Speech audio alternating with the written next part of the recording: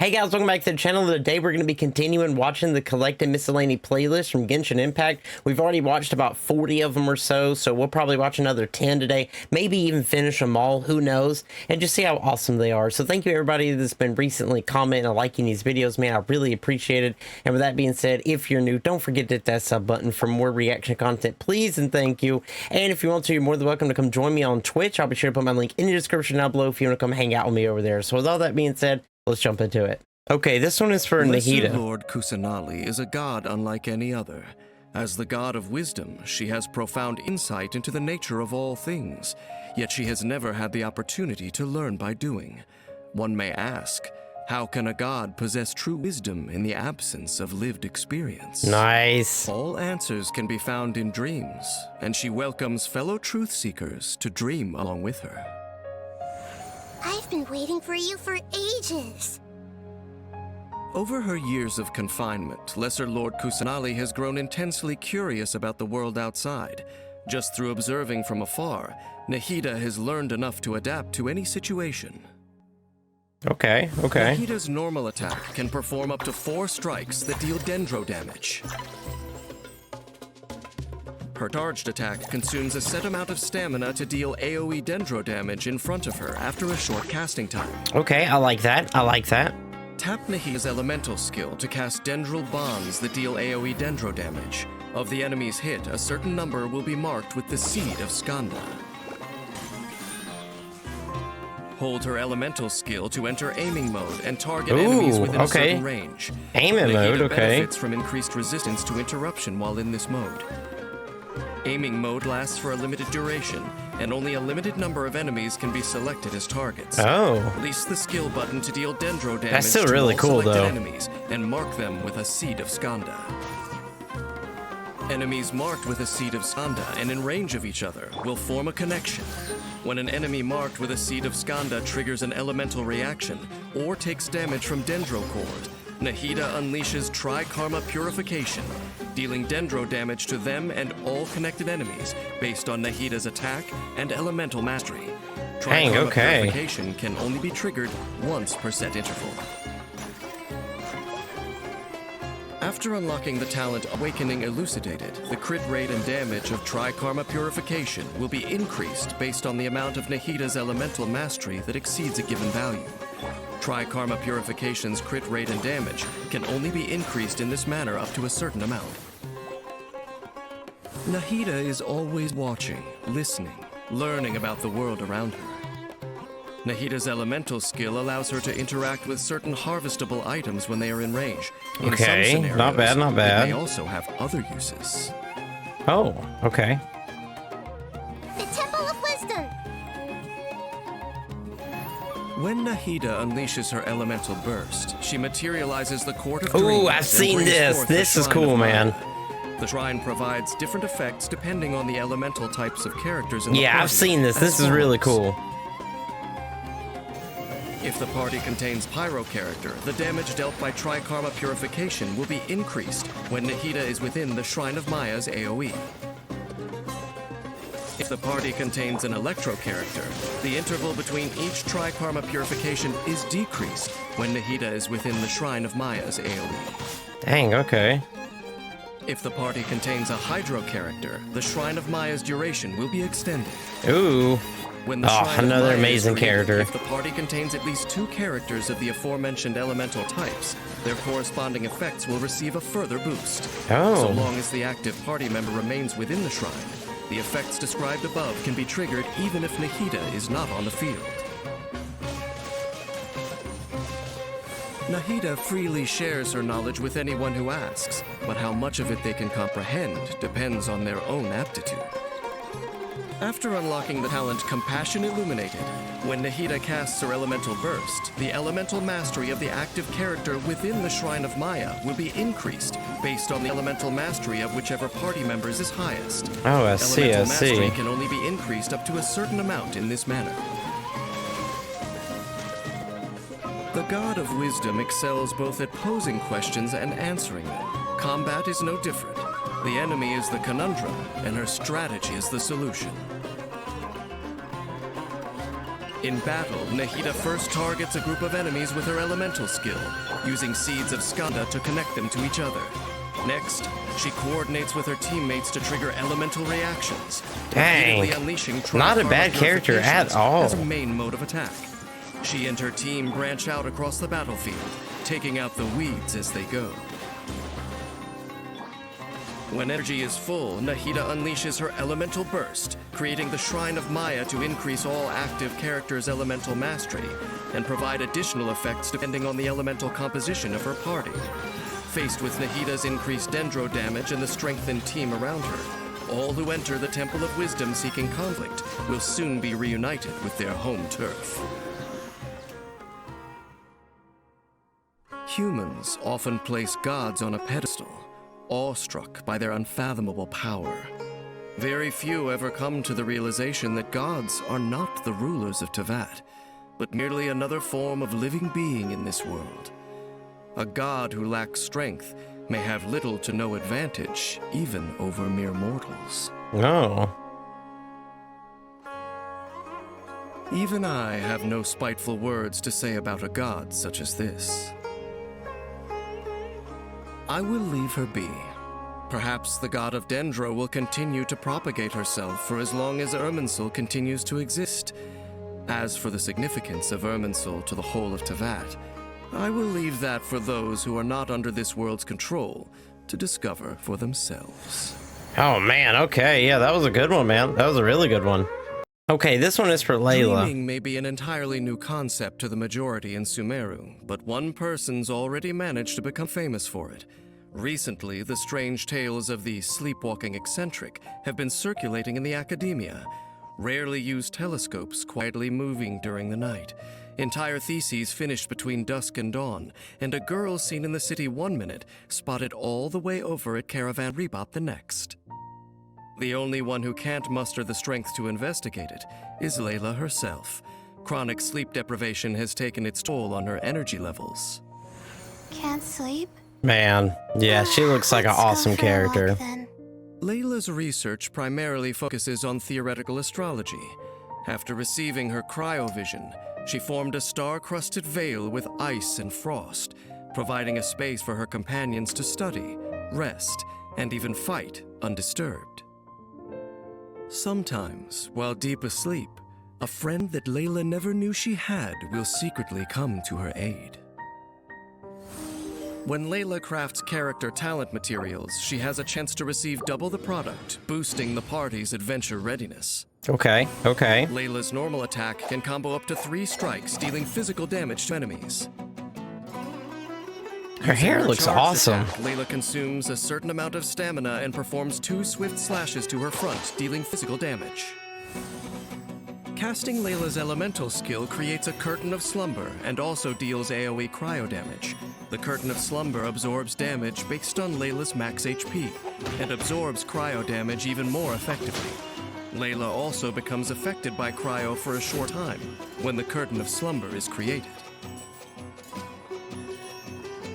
At regular intervals while the Curtain of Slumber is active, a Night Star is generated, which adheres to the curtain. Additionally, 2 Night Stars are generated when a character protected by the curtain casts their elemental skill. Night Stars can only be generated in this manner once per set time period, and a maximum of 4 Night Stars may exist at one time. After 4 Night Stars have been accumulated, if there are enemies in range, the Night Stars convert to shooting stars that automatically home in on enemies, dealing cryo damage on hit. See. No new Night Stars can be generated until all shooting stars have fired. When the Curtain of Slumber expires or is destroyed, any Night Stars present disappear along with it. If they have already converted into shooting stars and started firing, they will remain until all of them have finished firing. After unlocking the talent, like Nascent Light, while the Curtain of Slumber is present, gaining a Night Star triggers the Deep Sleep effect. Deep Sleep increases the shield strength of the character under the curtain's protection. It can be stacked up to 4 times, and is cleared when the Curtain of Slumber expires. Oh. Any disturbance is too much after a night of poor quality sleep. The only solution is to get rid of them completely. After unlocking the talent Sweet Slumber Undisturbed, the shooting stars fired by Lila's elemental skill deal increased damage based on Lila's max HP. Stars, shine for me. Layla's elemental burst unleashes a soporific Oh. celestial dream sphere. Okay, that's that cool. Continuously fires starlight slugs. at Nice, enemies within okay. range, dealing cryo damage. When a starlight slug hits an enemy, a night star is also generated on nearby curtains of slumber. Each curtain of slumber can gain only one night star in this manner per set time period.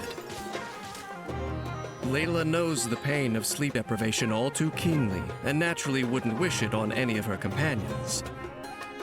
In battle, Layla uses her elemental skill to create a protective curtain of slumber for her teammates and starts accumulating night stars.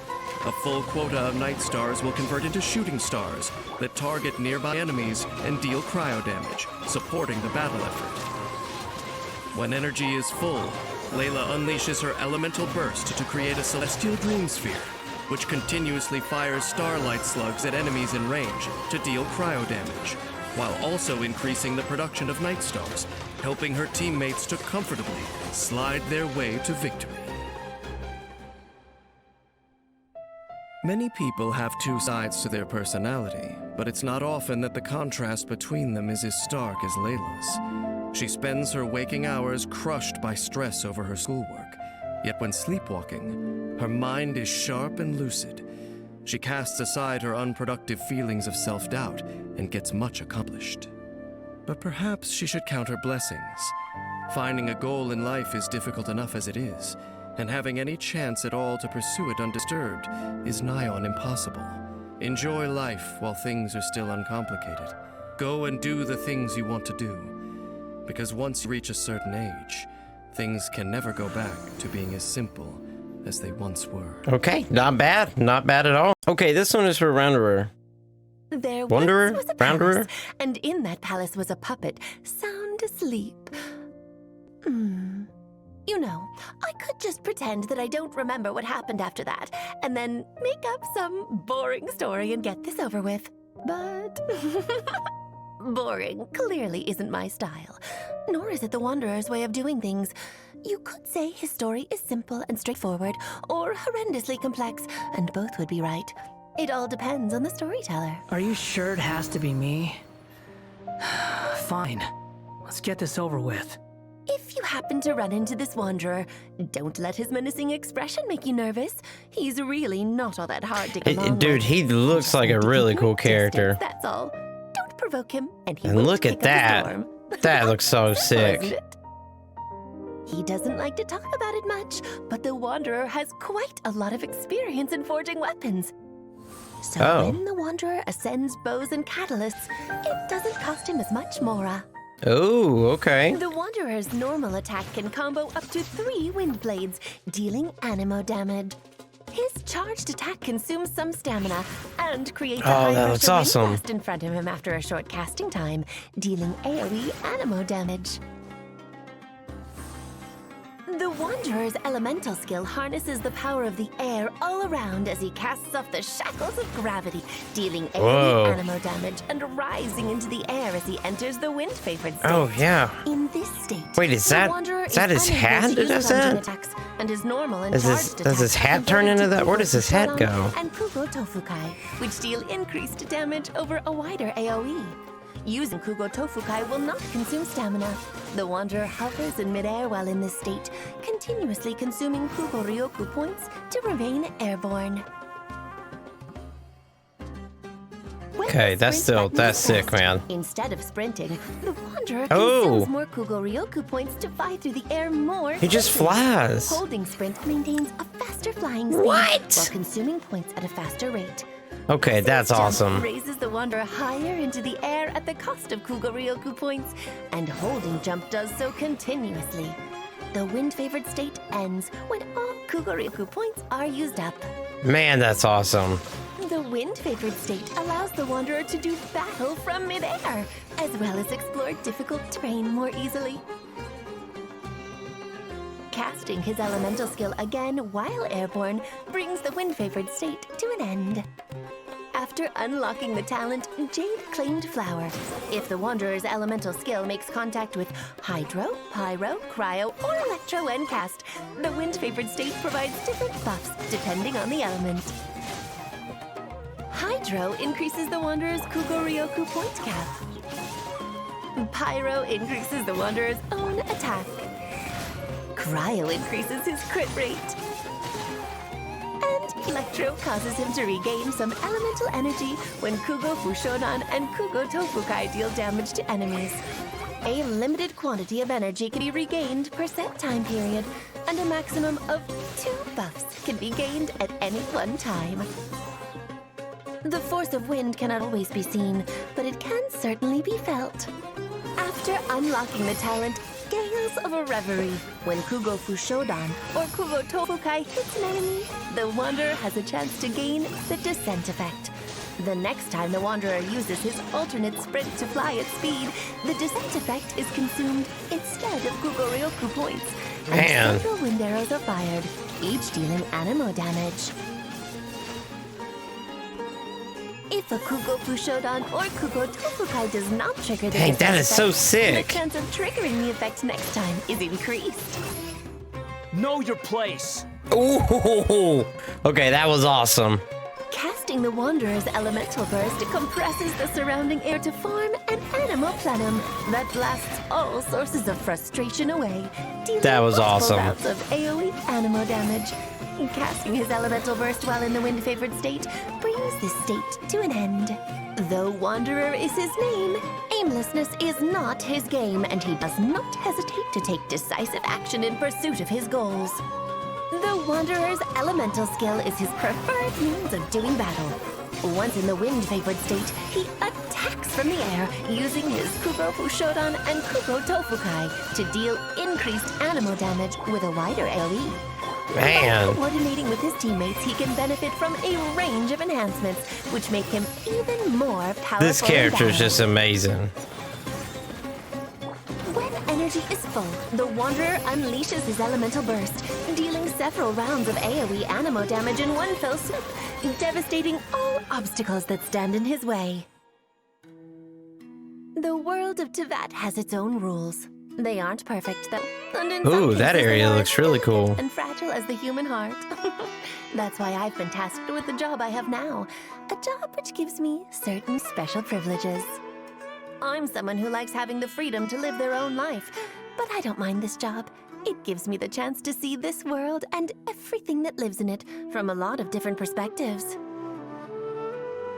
People can find ways to forget, but they can't undo what they've done, and there's no escaping the past. The Wanderer learned this the hard way. But what about his future? Which way will the wind blow?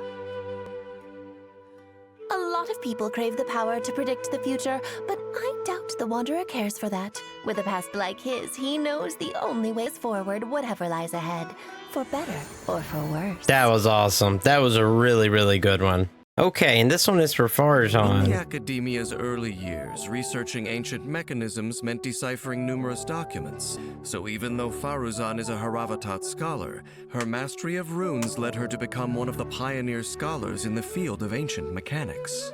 But as the academic world progressed over the course of a century, Faruzan's dedication to this field was buried beneath the sands of time, just like her unusual fate. I'll hang out with you youngsters. Although she may look young, Faruzan is an experienced Haravatat scholar and mentor with a robust research background. Oh, okay. Her control over the power of Animo grants many new potential uses to her ancient trinkets. Researching mechanisms and solving puzzles is a hands-on process, and one which has taken Faruzan all across Sumeru. Faruzan gains increased rewards when dispatched on a 20-hour expedition within Sumeru. Faruzan's normal attack can combo up 4 consecutive shots, Okay, dealing physical bowcaster. damage. That With bow a looks really charged cool. attack, Faruzan executes a more precise aimed shot that deals increased damage. While aiming, mighty winds accumulate on the arrowhead, and a fully charged arrow will deal animo damage.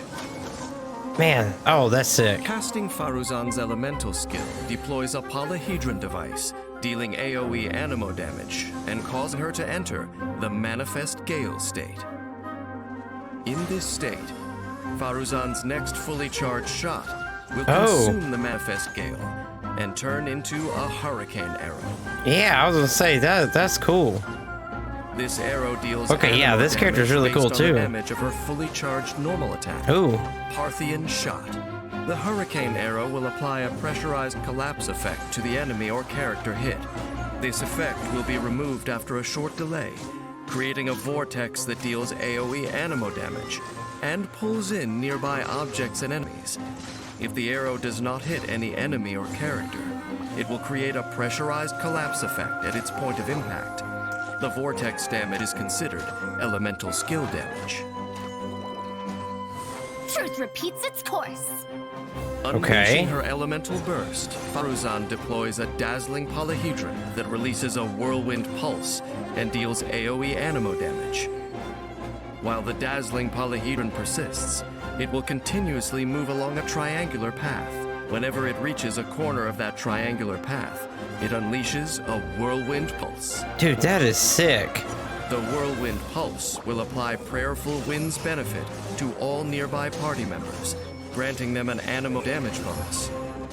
Dang. When the pulse hits an enemy, it will apply Perfidious Wind's Bale to them, decreasing their animo resistance.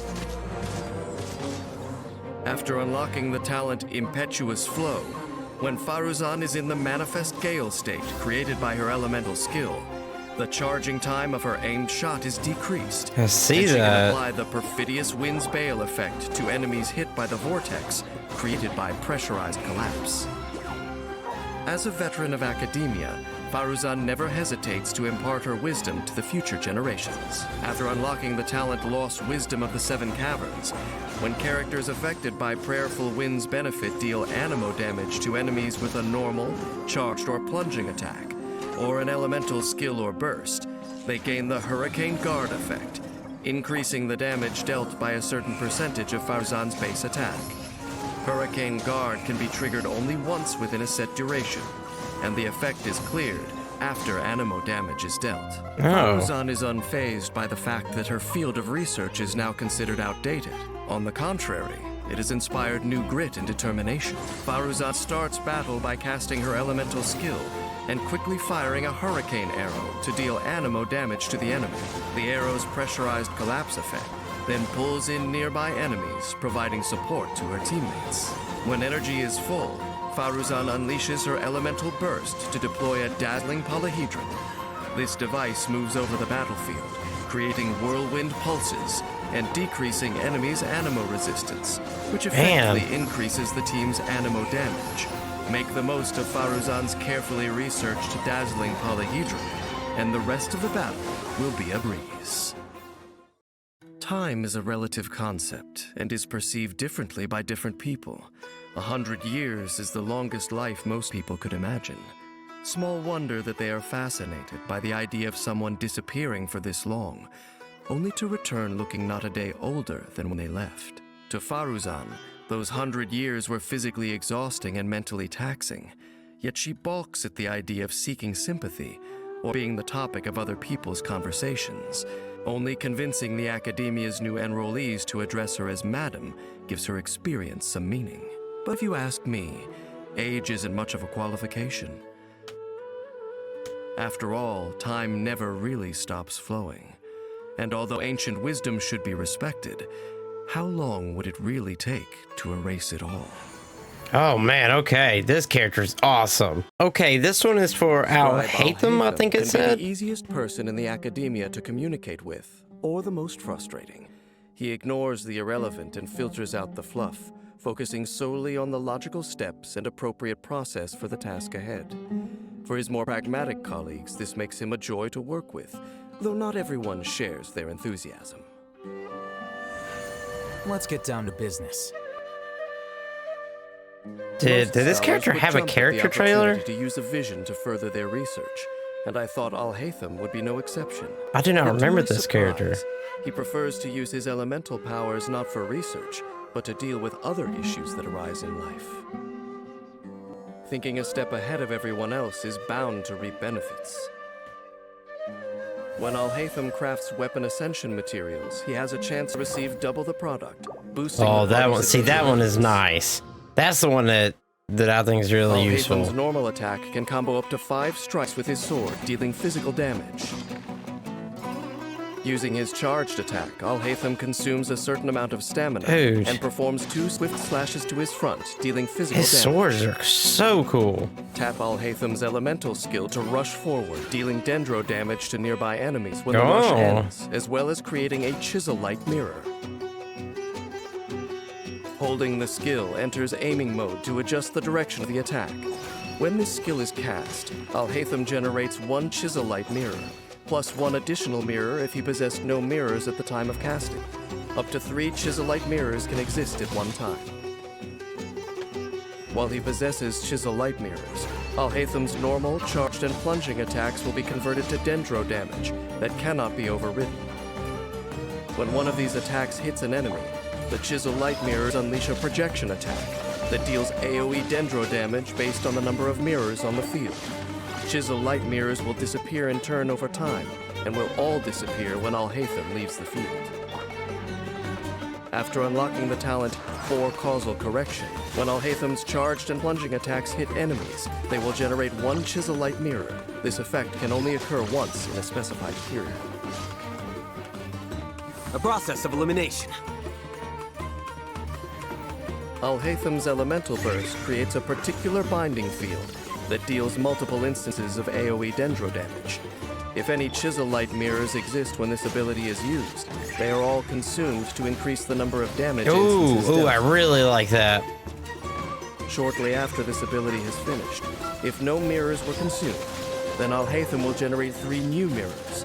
For every mirror that was consumed by this skill, Alham will generate That 1 like less new meteor mirror of swords is so cool. When surrounded by mirrors, it takes a perceptive eye to distinguish reality from reflection.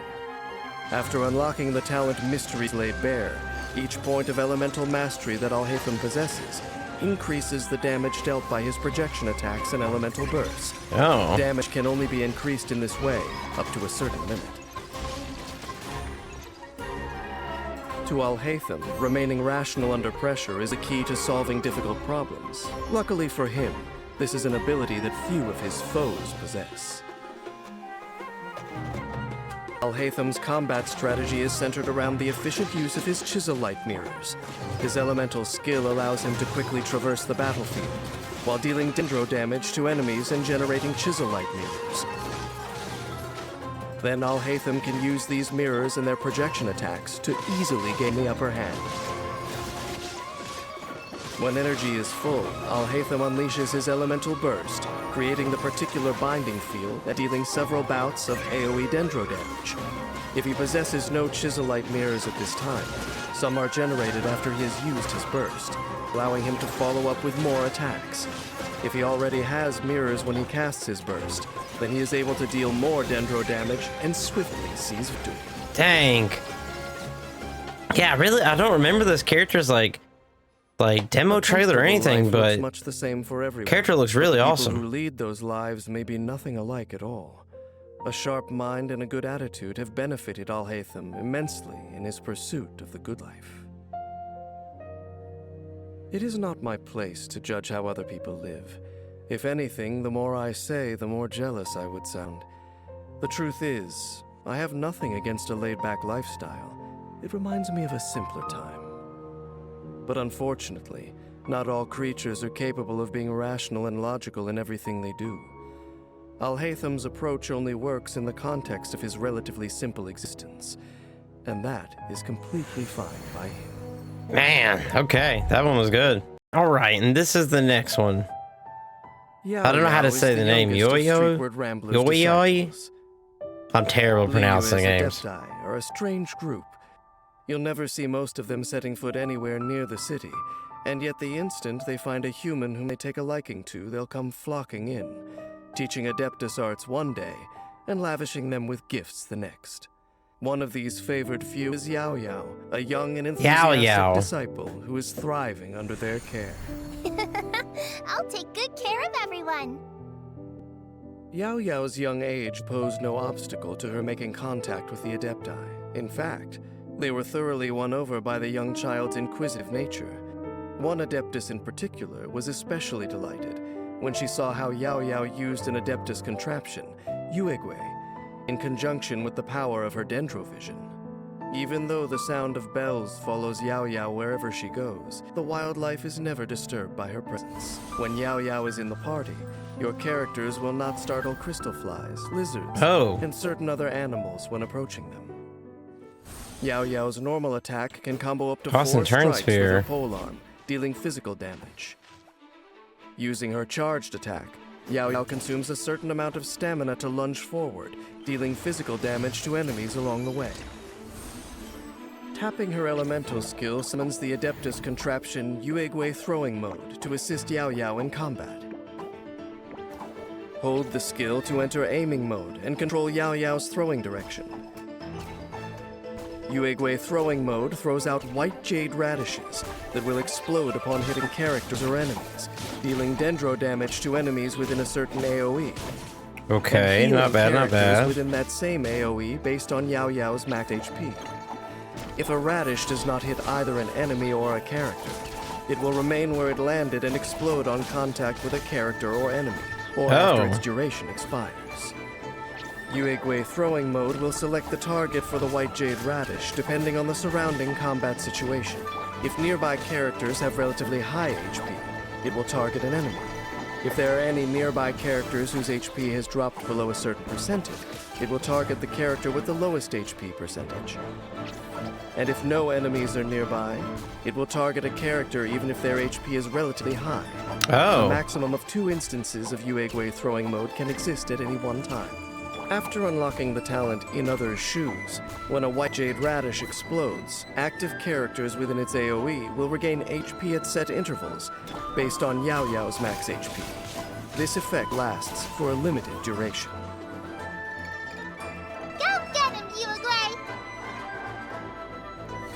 Per the instructions of a certain Adeptus, Moonjade Yao Descent. Yao casts her elemental burst in emergencies to unleash Yuegui's full potential, dealing dendro damage to nearby enemies and entering the Adepta Legacy state. In this state, the white jade radish's healing and damage effects are modified to their elemental burst variants. Exploding radishes now heal all nearby party members, and the dendro damage that they deal is treated as elemental burst damage. Yao Yao's movement speed and dendro resistance are increased while in the Adepta Legacy state. Also, Yao Yao will summon Yuegui jumping mode at intervals until the maximum of 3 instances has been reached. Jumping mode Yuegui behaves in the same way as the throwing mode Yuegui produced by Yao Yao's elemental skill. The Adepta Legacy state will end when Yao Yao leaves the field, and all instances of Yuegui jumping mode will be cleared when the state ends. In the eyes of a child, stars shining in the night may seem like little white fruits scattered across the sky. After unlocking the talent Star Scatter, when Yao Yao is running, sprinting, or jumping in the Adepta Legacy state, she will constantly throw white jade radishes at nearby enemies. Wow. Only 1 white jade radish can be produced in this way within a set duration. That's still really cool, though. Radishes may not be a miracle cure, but they are always a healthy option. Well, I'm no expert, but Yao Yao will assure you that this is the case. In battle, Yuegui is Yao Yao's trusty helper, providing flexible support to the team depending on the situation. Yao Yao's elemental skill summons Yuegui throwing mode to heal her teammates or assist them on the offensive as necessary. When energy is full, Yao Yao unleashes Yuegui's full potential, dealing dendro damage to enemies and entering the Adepta Legacy state. In this state, Yao Yao summons Yuegui jumping mode, generating more white jade radishes to help get her teammates out of a tight spot. I am a self-confessed pessimist and refuse to believe that all children have hearts of gold. But Yao Yao certainly turned out well.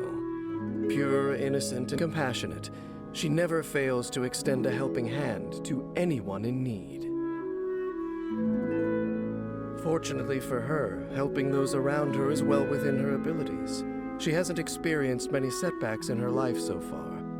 And given her positive attitude and the care and support from her Adepti Guardians, it is unlikely that any setback could ever pull her down. Humans may have their weaknesses, but that doesn't mean that they are easily broken. Okay, not a bad one. Okay, this one is for Daya. Anyone who wanders the world will tell you that there's nothing like a dependable travel companion to make the journey easier and safer. Especially if it's someone like Dia, a mercenary from Sumeru. Though she may see herself as just one among many. Oh man, she's one of the other like really cool looking characters to me. Bravery and honesty are rare qualities that truly make her a rose among thorns. Got a job for me? Raised among mercenaries, Dia has a wealth of experience under her belt and outstanding combat capabilities. She effortlessly combines swordsmanship, hand-to-hand combat, and the power of her pyrovision in battle, as she skillfully completes an eclectic range of jobs while keeping her client protected. By choosing the right moment to act, risks can be avoided and tasks completed more efficiently. Placing Dia in your party increases the movement speed of your own party members between the daytime hours of 6 a.m. to 6 p.m. Oh wow. This talent does not take effect in domains, trounce domains, or the spiral abyss. That's still really Dia's cool normal though. Attack uses both her claymore and her fists to combo up to 4 Ooh, strikes that deal okay, physical that's damage cool. to enemies. That's really cool. Using her charged attack, Dia drains stamina over time to perform continuous rapid slashes, finishing with an especially powerful slash. Dang. Dia's elemental skill has different effects. Molten depending on the Inferno. present Okay, that combat sounds really situation. cool. When there is no fiery sanctum field created by Dia herself currently present in combat, her elemental skill will cast Indomitable Flame, dealing AoE pyro damage and creating a fiery sanctum field. If a fiery sanctum field created by Dia is currently present in combat, her elemental skill will unleash Ranging Flame, which performs a leaping attack that deals AoE pyro damage, before recreating the fiery sanctum field at her new position. Okay. A field created in this way will inherit the remaining duration of the previous field. Ranging Flame can be used only once within a single fiery sanctum field's duration. When an enemy within a fiery sanctum field takes damage, the field will unleash a coordinated attack, dealing AoE pyro damage to them based on Dia's attack and max HP. This effect can be triggered once per set time period. Active characters within the fiery sanctum field gain increased resistance to interruption. When characters in the field take damage, a portion of that damage will be redirected into Redmane's blood. Dia will then take this damage after a time. When the redirected damage stored by Redmane's blood reaches or exceeds a certain percentage of Dia's max HP, no further damage will be redirected. Only one fiery sanctum, created by Dia herself, can exist at a time. After unlocking the talent Stalwart and True, when her HP falls below a certain amount, Dia recovers a percentage of her max HP. Oh, see, now that's Then cool. continues That's to recover cool. a portion of max HP at regular intervals for a set duration. This effect can be triggered once per set time period. You're dead meat! Ooh. Dang. When Dia casts her elemental burst, she unleashes her burning rage, casts her unwieldy blade aside, and enters the blazing lioness state, increasing her resistance to interruption. In this state, Dia automatically unleashes a series of Flame Mane's fists, dealing pyro damage. When the duration ends, she executes an incineration drive, dealing AoE pyro damage.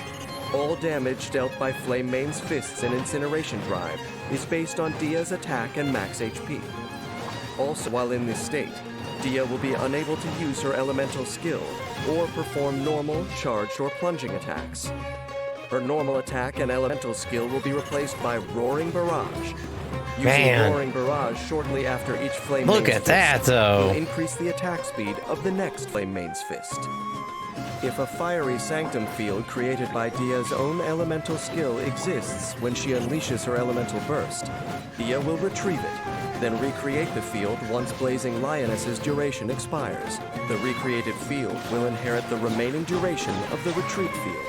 After unlocking the talent Unstinting Succorer, for a short period after Dia retrieves a Fiery Sanctum field using Molten Inferno Ranging Flame or Leonine Bite, she will take decreased damage when absorbing damage from Redmane's blood. This effect can be triggered once per set time period. Additionally, for a short period after Dia unleashes Molten Inferno Indomitable Flame, she will grant all party members the Gold Forged Form state. This state will further increase characters' resistance to interruption when they are within a Fiery Sanctum field. This state can be triggered once per set time period. Although her reputation as the Flame Main has spread far and wide, Dia has never aspired fame. Rather, her focus is on consistently completing each job entrusted to her and on protecting those around her. Dia's combat strategy is centered around her elemental skill. She starts by using it to create a Fiery Sanctum, which assists teammates in combat by redirecting damage away from them and providing coordinated attacks. At an opportune moment, she uses Ranging Flame to deal another bout of AoE pyro damage to enemies. When energy is full, Dia unleashes her Elemental Burst and enters the Blazing Lioness state. In this state, man, that looks so cool. Roaring Barrage to increase the attack speed of Flame Main's fist, before finishing with an Incineration Drive, overpowering her foes with her Flaming Lioness Claws. Collecting payments and completing commissions is a mercenary's bread and butter, but the commissions undertaken by mercenaries differ from those handled by adventurers. Mercenary commissions are more commercial in nature, and the tasks involved are more varied. Many criminals, heroes, and other larger-than-life figures emerge from this trade as the euphoria of strength and success goes to their heads. But not so with Dia, who knows that delusions of grandeur only make surviving in the treacherous mercenary world all the more difficult. As someone who began life in the desert, Dia has been confronted with issues of belief and forced to make difficult decisions on many occasions. She may wear a stern gaze, but she treats others with fairness and generosity. I would even say that she, of all mercenaries, is a pioneer of living a genuine life, attuned to the realities of the world around her. Man, yeah, she looks like a very awesome character. Okay, this one is for Mika, I think. I think that's what it said. It was good news for the Knights of Favonius when frontline surveyor Mika returned from the expedition. Yeah. Not only did he come bearing news of his team's well-being, but his presence brings everyone a general sense of security. After all, it's always good to have an efficient mapmaker on hand, just in case a certain someone blows another mountaintop or ancient ruin into oblivion. All right. Everything's ready. As the reconnaissance company's frontline surveyor, Mika's primary duties are pathfinding and surveying, and he also has a hand in logistics. A keen observer and a cautious operator, Mika keeps one eye on the enemy's weak points and the other on his teammates' health during battle. By marking useful resources on a map, a platoon can be ready to resupply at any time. When Mika is in the party, the location of items unique to Mondstadt will appear on your minimap. Nice, that's always useful, man. That's super useful. Mika's normal attack can combo up to 5 strikes, alternating between the crossbow and polearm, dealing physical damage. Using his charged attack, Mika consumes a certain amount of stamina to lunge forward, dealing physical damage to enemies along the way. Tap Mika's elemental skill to fire a Flow Frost arrow, which pierces through opponents and deals cryo damage to enemies it hits. Hold the elemental skill button and Mika takes aim at an enemy, then fires a Rhyme Star flare at them. Oh, okay, that's really cool. I like that. After impact, the Rhyme Star flare will rise, explode, then fire Rhyme Star shards at a maximum of 3 other enemies, dealing cryo damage. Additionally, Mika's elemental skill grants the Soul Wind status to nearby party members. Active party members with the Soul Wind status benefit from increased attack speed. Let's keep going, team. Mika's elemental burst draws courage from the Knights of Favonius' prayers, to spur on his teammates, restoring health to all nearby party members based on his max HP, and granting them the Eagle Plume status. When an active character with the Eagle Plume status strikes an enemy with a normal attack, Mika heals them by an amount based on his max HP. Characters can only be healed in this manner once per set time period. Having a clear lay of the land confers a huge advantage for comrades in battle. After unlocking the talent Suppressive Barrage, the Soul Wind status from Mika's elemental skill has a chance to grant the Detector buff, which increases physical damage dealt by the active character. When Mika's Flow Frost arrow hits more than one enemy, 1 stack of detection is gained per additional enemy hit. Huh, okay. A detection stack is also gained when a Rhyme Star shard hits an enemy. Only 1 stack can be gained per shard. Soul Wind's Detector buff has a maximum of 3 stacks. If Mika's elemental skill is used again while Soul Wind and Detector are still active, these effects are cleared. After unlocking the talent Topographical Mapping, an active character under the effects of both the Eagle Plume and Soul Wind statuses will gain 1 stack of Detector upon landing a crit hit on an enemy. Only 1 Detector stack can be gained in this way during a single instance of Soul Wind. Additionally, the maximum number of Soul Wind's detection stacks is increased by 1. Mika's near-constant experience in live combat has molded him into someone his team can depend on. In battle, Mika uses his elemental skill to unleash either a Flow Frost arrow or Rhyme Star flare, dealing cryo damage to enemies and providing the Soul Wind status to teammates. Once active, Soul Wind's Detector buff helps his teammates to rise to the challenges of the battlefield. When energy is full, Mika unleashes his Elemental Burst to provide an extra level of support to all his nearby teammates, restoring their HP while also granting them the Eagle Plume status. By healing his teammates via Eagle Plume as they dish out their normal attacks, Mika ensures that they complete their mission and are patched up and ready for the next. Okay, yeah, not a bad character. To stay on course, one must have a clear view of the way ahead.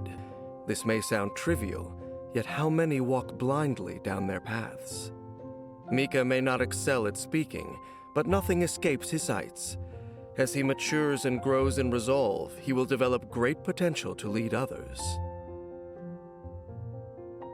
Still, despite his remarkable talent, Mika could find his ability to command the respect of others undermined by his lack of self-confidence. But who knows what the future will bring? Maybe there really will come a day when Mika finally musters the courage to refuse the menial tasks that Varka habitually foists off onto him. Okay, yeah, not a bad character. Okay, this one is for Baiju. It's said that chronic illness makes a medical expert out of the patient. This would seem to ring true Man. for Baiju. I love Baiju's hair. But delve a little deeper, The and one is snake left questioning the around true his neck. relationship between Dr. Baiju's ailments and expertise. Time for a house call. Oh man.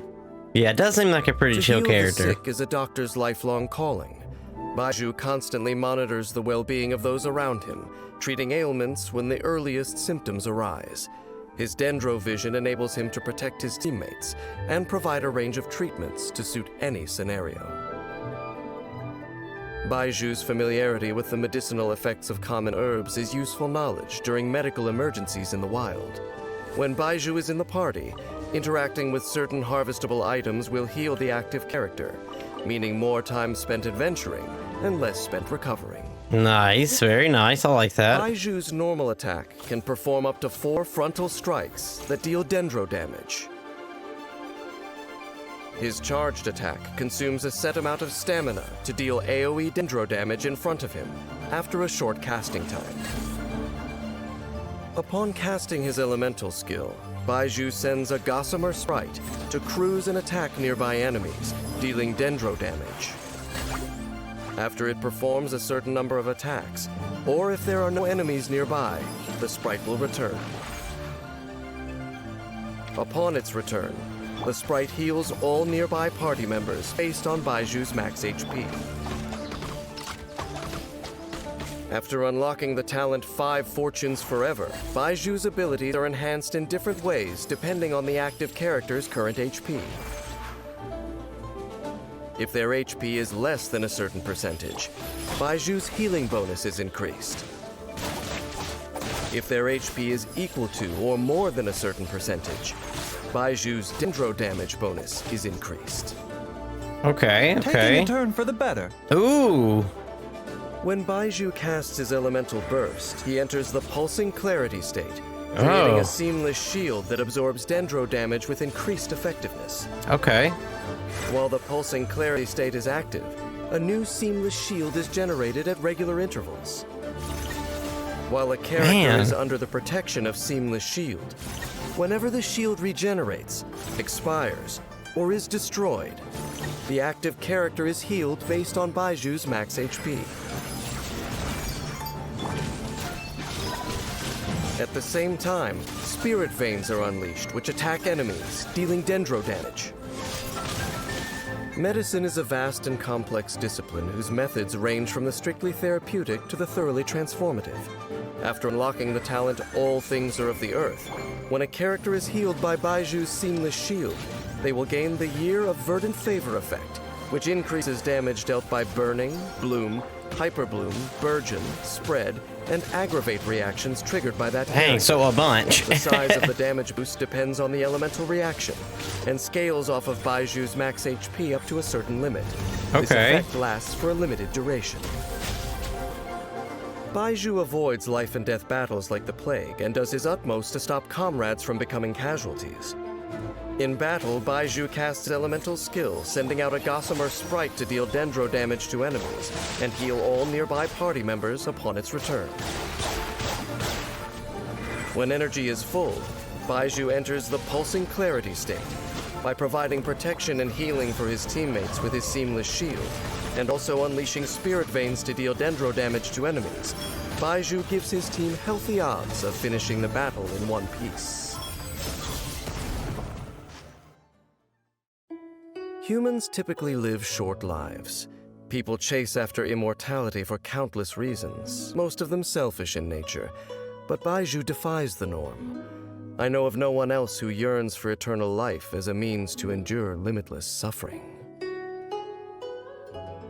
Man. Perhaps this stubborn defiance is necessary to practice medicine. What doctor can expect to bring patients back from the brink who does not cling to the hope of life despite impossible odds?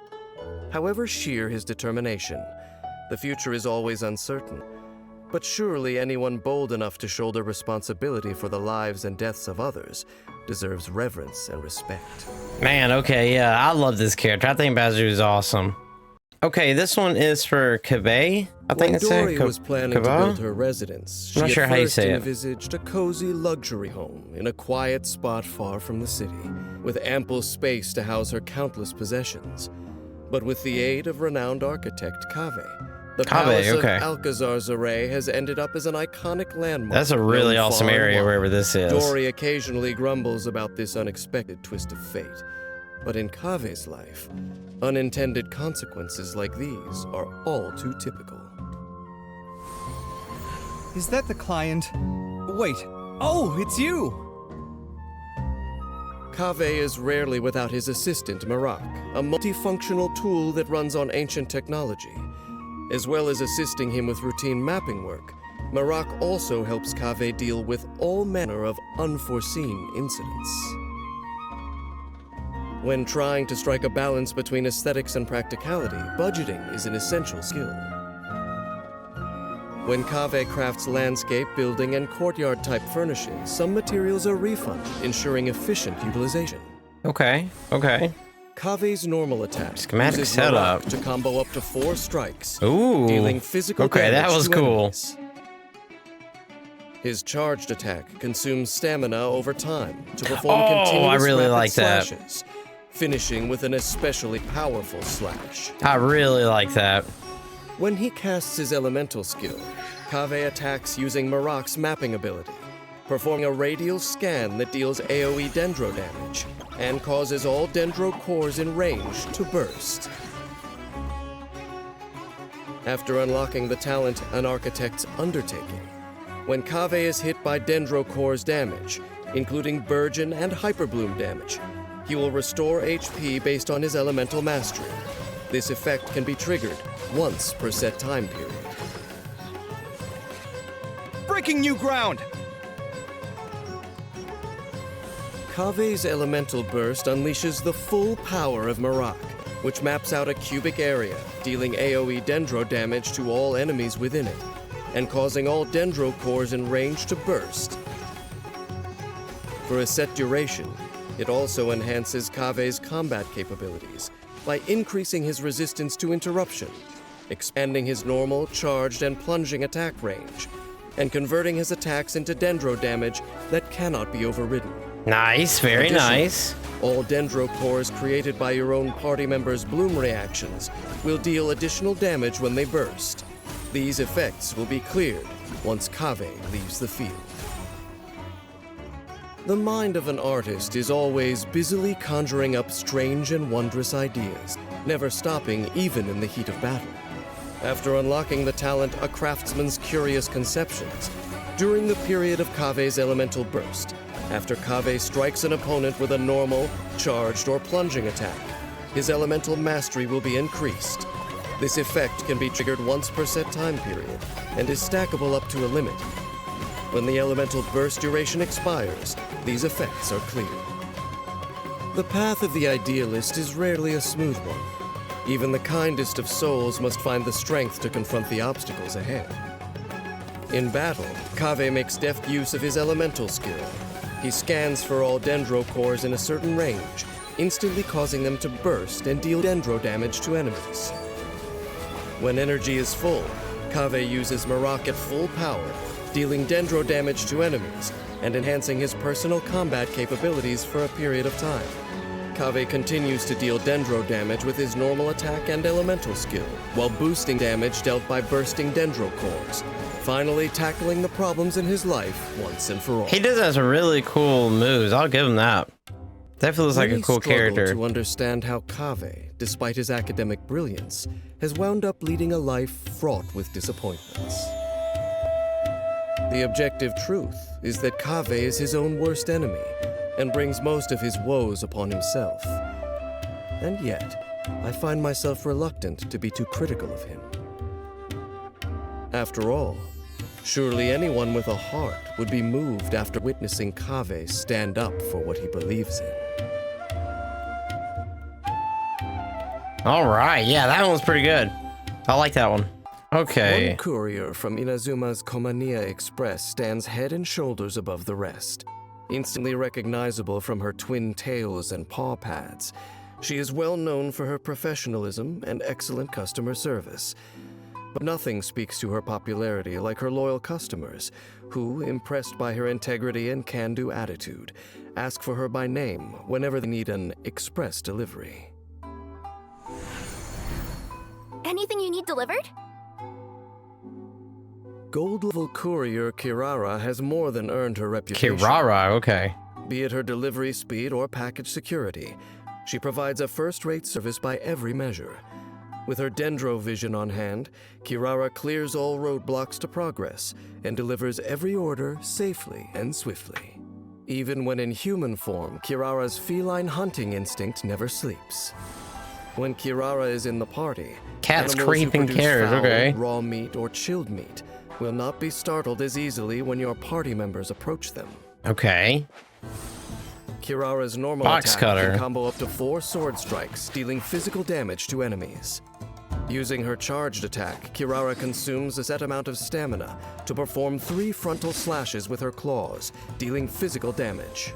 Tapping Kirara's elemental skill sends her pouncing forth like a cat from the underbrush to deliver a tail-flicking flying kick, dealing AoE dendro damage to enemies. At the same time, Kirara gains a shield of safe transport that absorbs dendro damage with increased effectiveness, and she also becomes affected with dendro for a short time. The shield of safe transport's damage absorption scales off of Kirara's max HP, not exceeding a certain percentage of her max HP. Any remaining damage absorption on a shield of safe transport will be transferred to a new shield when created, and the duration will also be reset. Hold her elemental skill, and Kirara psychs herself up for a same-day delivery. She deploys a shield of safe transport identical to the shield produced by tapping the skill, and also enters the urgent Neko parcel state, curling up into a special express delivery box to move and fight at a faster pace. While in this state, Kirara will deal dendro damage to enemies she runs into. This effect can be triggered once per set time period for each enemy. When the duration ends or the skill is used again, Kirara executes a Flip Claw strike, which deals AoE dendro damage and is more powerful than the attack performed by tapping the skill. Okay. The urgent Neko parcel state also lends Kirara an advantage when adventuring in the wild. While in this state, her movement speed, climbing speed, and jumping ability are all increased, though her stamina consumption from climbing also increases. Sprinting or actively canceling. Oh man, I love the characters that give you like a movement boost when you're trying to explore. It's so useful. Like it is so useful. And enters a cooldown when it ends. The longer that the state was active, the longer the cooldown time will be. Oh, I see. Okay. The talent Bewitching Betwitching Tales, when Kirara enters the urgent Neko parcel state using her elemental skill, each collision with an enemy will grant her a stack of reinforced packaging. This effect can be triggered once per set time period for each enemy, and can be stacked up to a maximum of 3 times. When the urgent Neko parcel state ends, each stack of reinforced packaging will create 1 shield of safe transport for Kirara. The damage absorption of shields created in this way crazy. Is based That's on really that of her cool, though. elemental skill shield. If Kirara is already protected by a shield of safe transport created by her elemental skill, the shield duration will reset, and any remaining damage absorption will carry over. Service with a smile!